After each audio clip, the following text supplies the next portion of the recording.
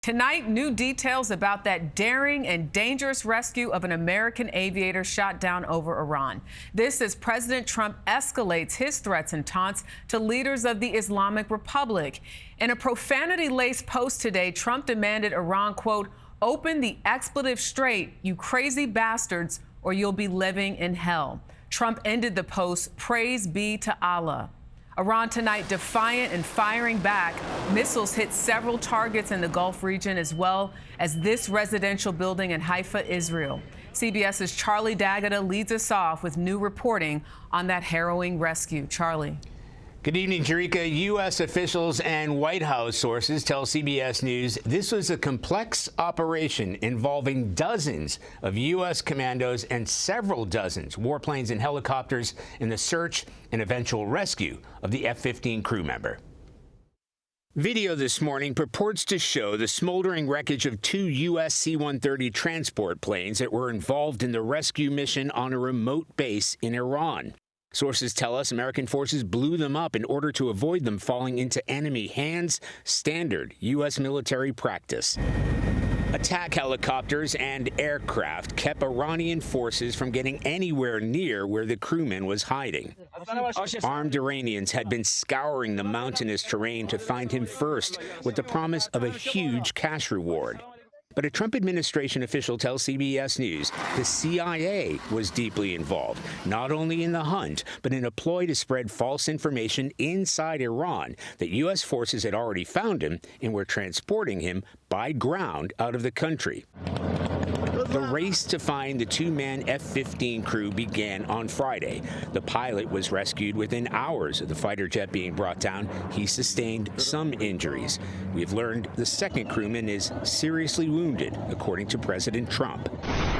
The downing of the jet came amid a fierce U.S. bombing campaign in Iran, including blowing up Iran's biggest bridge linking Tehran to key cities.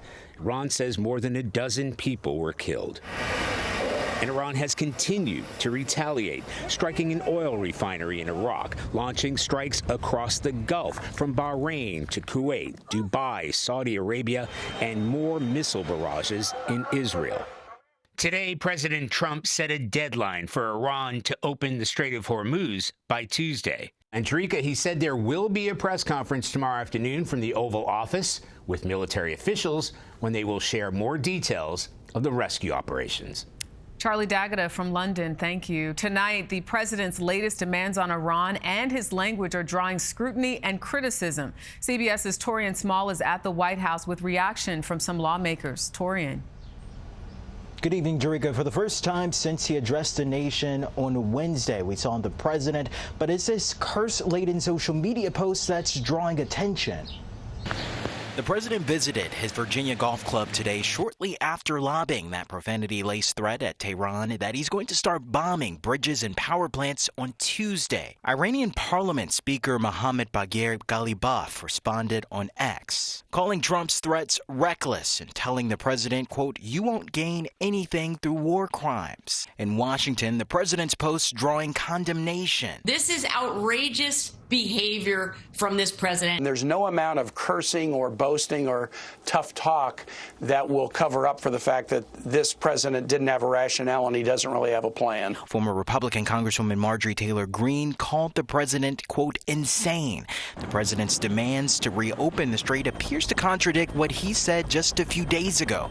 Let other countries fight over the waterway. We don't need it. We haven't needed it, and we don't need it. The former head of U.S. Central Command, Frank McKenzie, telling Face the Nation Trump likely won't blink first. I would say the Iranians would be very well served to listen to President Trump when he says he's going to hit them, because he's proven that he's willing to do that. An Iranian spokesman said today the strait would be reopened only after Tehran receives compensation for war damages. Jerika? Taurean Small at the White House.